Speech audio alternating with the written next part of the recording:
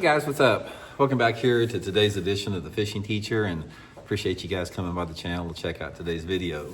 And guys, today I got a video that you don't hear people talking about much on YouTube anymore, and that is how to fish a jigging spoon in the winter months of the year. Really from about November to March, a jigging spoon can be really good.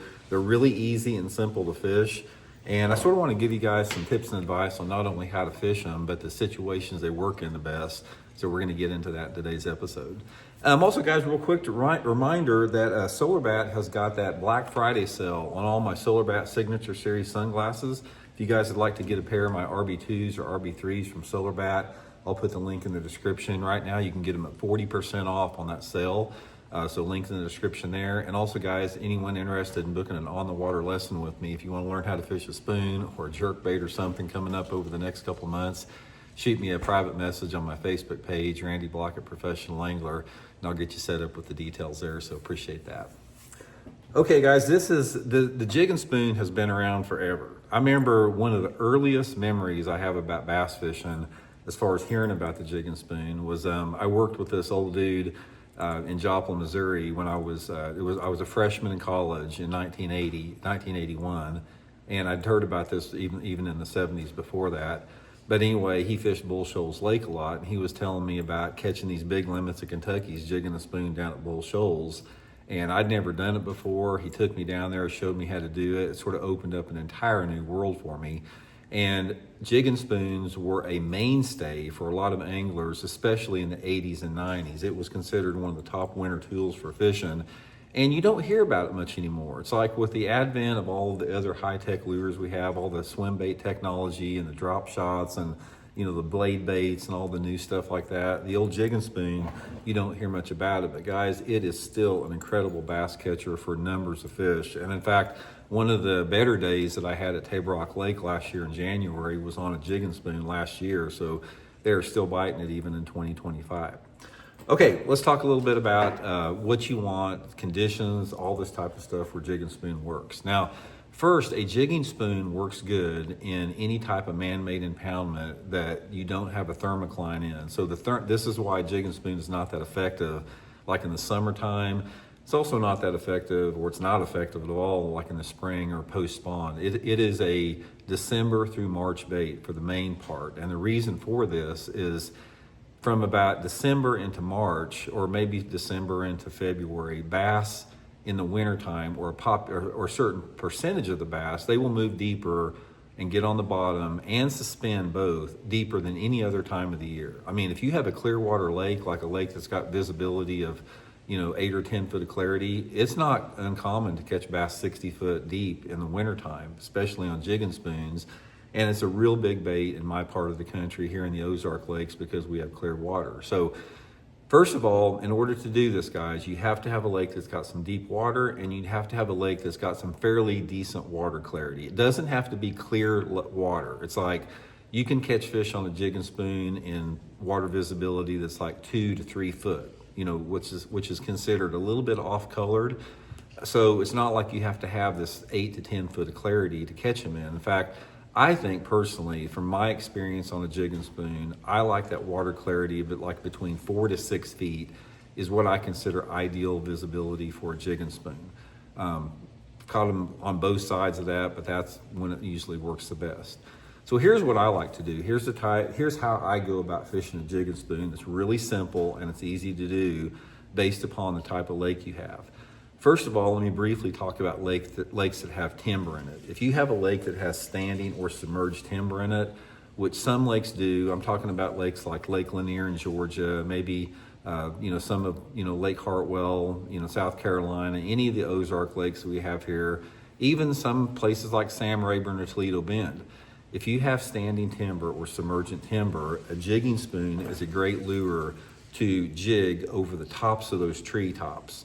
Now, based upon how deep the water is or how clear the water is will depend upon how deep those fish get. But say, for example, I'll give you here in Missouri at Table Rock Lake, a lot of the timber that we have here is growing out of like 45 to 80 foot of water. And some of these timber tops, they're busted off like 20 to 30 foot under the water.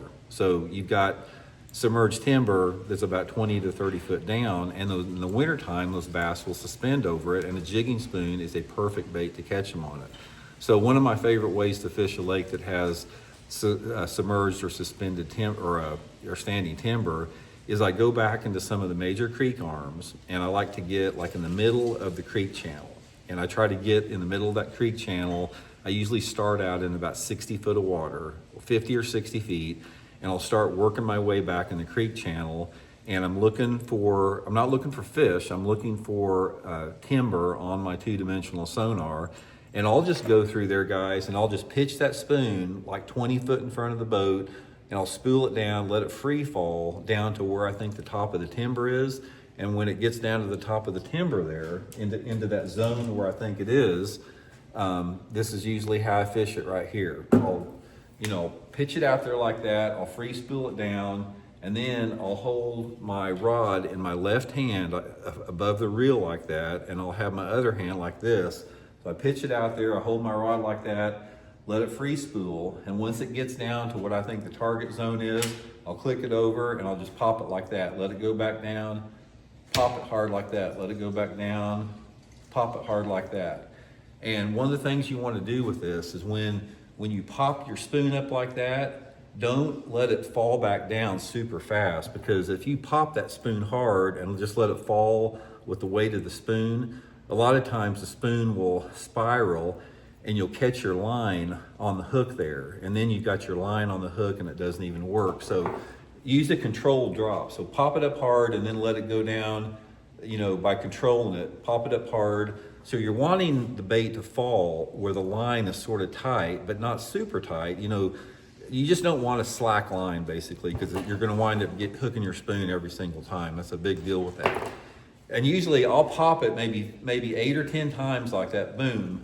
And if I don't get a bite, I'll reel it in and I'll pitch 20 foot over to the left over there. I'll spool it down and let it get down until it's vertical, pop it up like that, repeat, and then I'll pitch it 20 foot over here.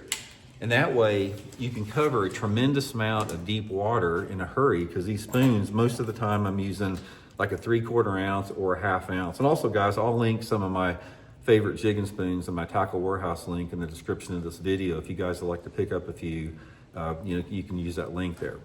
Okay, now the other thing with it, now this is the one that's gonna apply to most people out there a little bit more. The other situation where spoons work really good in is on main lake and secondary points in the wintertime. You hear me talking on this channel, guys, you hear Randy talking about main lake and secondary points constantly, because they are the best bass structure in any lake that does not have grass. Grass is the #1 bass fishing cover. Points are the second best bass fishing cover on lakes that don't have grass. So what I do with that is I get out there on the end of those points and I try to graph the points with my 2D sonar to sort of get a feel if there's any bait fish out there. Now the bait fish a lot of times can tell me the depth that the fish are going to be in.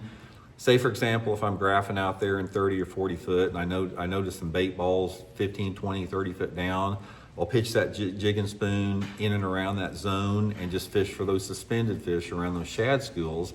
I'm not looking for fish on the shad schools, I'm just wanting to get into that depth zone. But more often than not, my favorite way to fish them is to let that spoon go to the bottom. And depending upon the water clarity, if the water is really clear, like over 6 or 8 foot of visibility, I'm targeting that 45 to 60 foot zone. I'll get out on the ends of those points and the sides, pitch that spoon out there, let it go down to 45 or 60 foot of water. Same thing, hop it off the bottom like that. If the water visibility is a little bit more stained, like say it's 3 to 6 foot deep, then I'm going to be targeting sort of that 20 to maybe 35 foot zone. And again, I really don't like to fish a jigging spoon much if the water visibility is much less than 3 foot. So most of the time on this jigging spoon, it's going to be a deal that works between 25 to 60 foot deep. And the good thing about it is, since these things fall fast and they're really heavy, you can cover a lot of water. It's like, even though you're fishing vertical with them most of the time, you can get on a point and you can cover the whole point with a jigging spoon in maybe 10 minutes and just move on to the next one. And a lot of those bass, you don't want to pay much attention to looking for fish on your electronics, because a lot of those fish are on the bottom and you can't see them. And by jigging that spoon up off the bottom, you trigger that reaction strike. come out and get it every time. But the two different spoons I like, guys, is just the old standard chrome jigging spoon and then a white one. I really like a white spoon if it's cloudy out or if it's really windy or if I'm fishing really deep. If I'm fishing like over 45 foot, I catch a lot more fish on a white spoon or on a cloudy day. And if I'm fishing less than that on a sunny or partly cloudy day, I'm using the chrome. But there's the two that I use with that.